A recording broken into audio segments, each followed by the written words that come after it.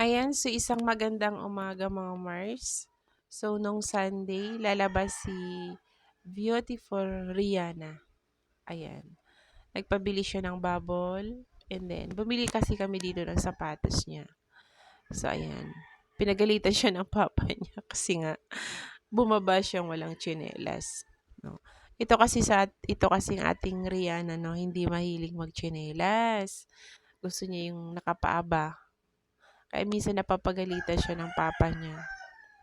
And then dito, yung pinakamalaking milk tea nila ay 70 pesos. And dito sa kabila mga Mars, meron kaming merong doong naglulutong tinapay, donut. So masarap yung donut nila doon. Mainit. Mainit pa. Kaya bumili yung papa ni Rihanna, no.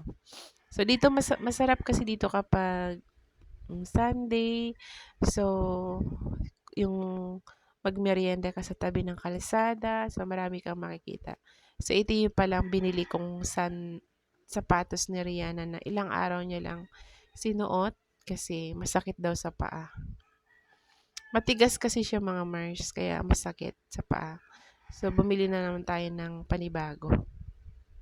And then dito umorder ako ulit ng 3 kasi kay Kuya Sean. So pag maliit lang, yung 12 ounce ay 40 pesos yung kanilang milk tea. So, iba-ibang flavor niya. Ayan.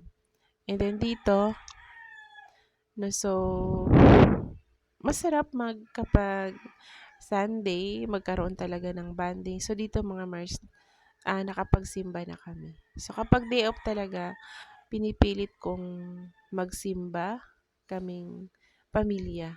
Kasi yun lang yung time namin na makapag-bonding. Tsaka kasi yung papa namin, yun lang din yung time niya na makasama namin siya. O, nakuhaan pa si ate ng camera. Diyan dito. So, talagang sobrang init mga Mars. Siguro mga 1 o'clock niyan. Kasi nga, galing pa kami sa simbahan. And then dumiretso na kami dito. Kumbaga magpalamig. Ayan. So, dito na lang kami bumili ng sapatos ni Rihanna.